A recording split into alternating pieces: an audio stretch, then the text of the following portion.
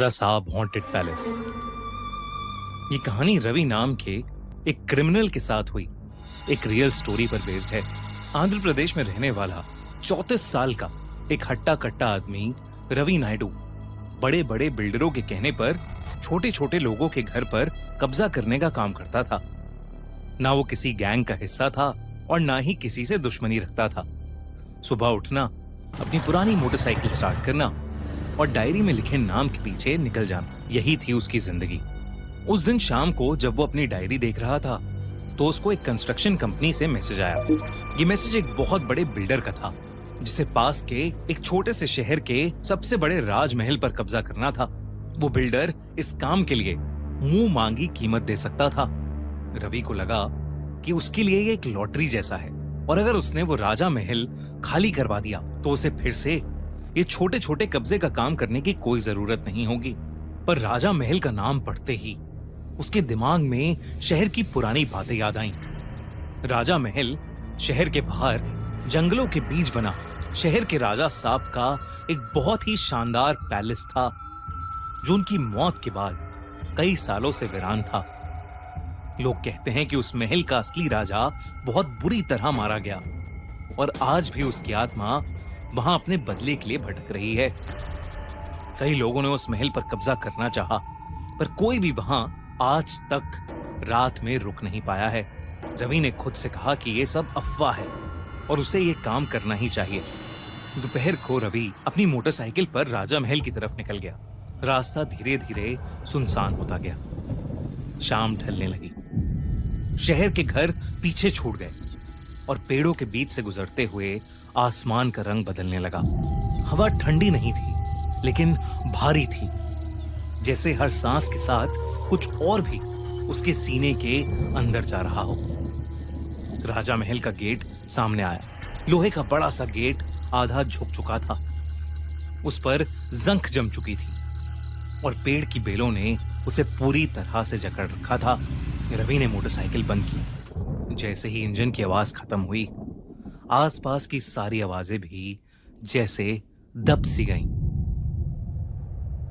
कोई पंछी नहीं, कोई जानवर नहीं, सिर्फ खामोशी और एक हल्की सी हवा जो जंगल की पेड़ पत्तियां हिला रही थी। ऐसा लग रहा था कि शायद वो हवा रवि को कुछ बताना चाह रही थी, लेकिन रवि का उस पर ध्यान नहीं था। रवि ने गेट के अंदर कदम रखा।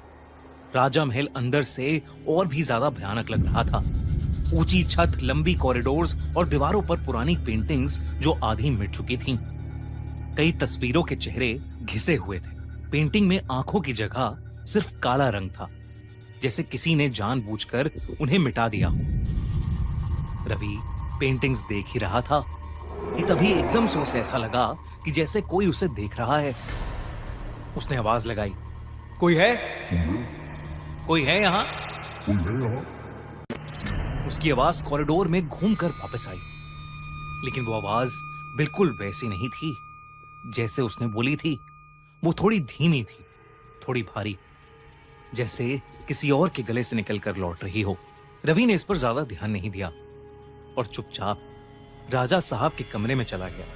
वहां जाते ही उसे अजीब से चक्कर आने लगे, तो वो कुछ देर राजा के पुराने से बेड पर जाकर लेट गया। उसकी आंख कब लगी उसे पता ही नहीं चला, लेकिन फिर कुछ ही पलों में एक आवाज ने उसे उठा दिया।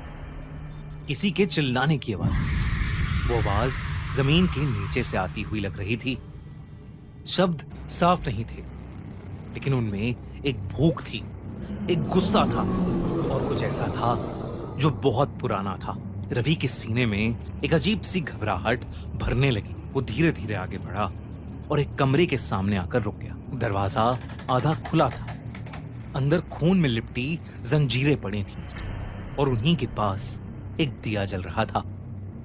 दिए की लौ बिल्कुल सीधी थी, जबकि कमरे में हवा का कोई झोंका नहीं था।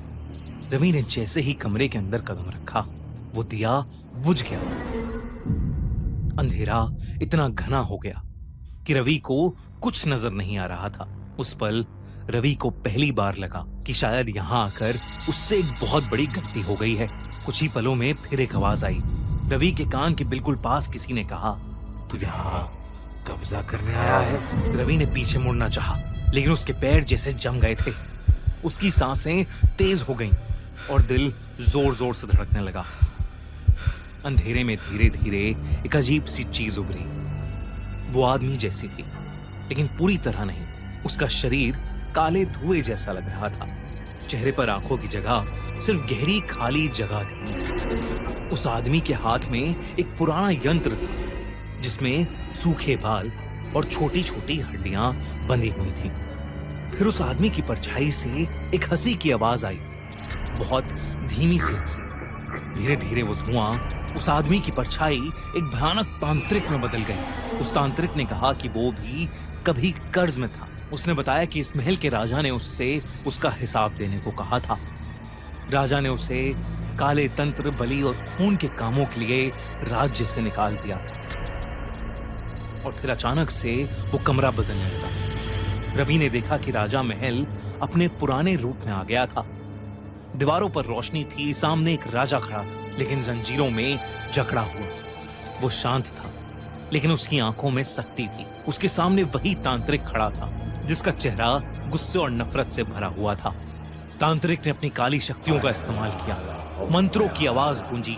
राजा को चारों ओर से काले सायों ने घेर लिया और राजा साहब को मार दिया गया।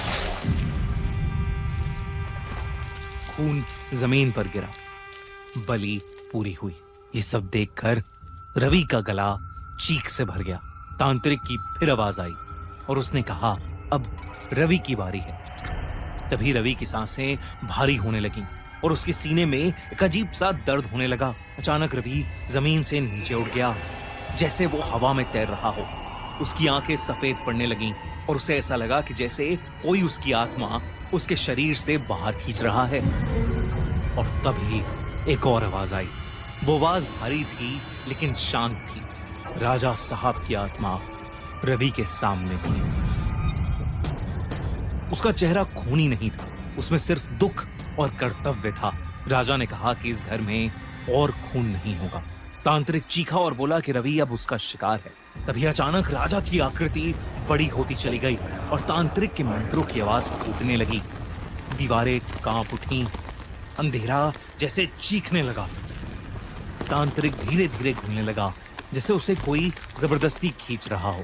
रवि जमीन पर गिर गया। उस राजा का साया ठीक उसके सामने था। वो साया अब बहुत ज्यादा डरावना लग रहा था। चेहरे पर जैसे हजारों चोटें थीं और आंखें जो अंधेरे जैसी काली पड़ी थीं, खाल जैसे पूरी गल चुकी हो, इतनी कि राजा साहब के शरीर की हड्डियां दिख रही थीं। रवि ने घबराते हुए बोला, राजा साहब, मुझे छोड़ दो राजा साहब। तभी अचानक से उस राजा का साया गुस्से में रवि पर चिल्लाया और उसे वो राजा महल हमेशा हमेशा के लिए छोड़ने के लिए कहा। रवि इतना घबरा गया कि वो बेहोश ही पड़ गया। जब उसकी आंख खुली, सुबह हो चुकी थी।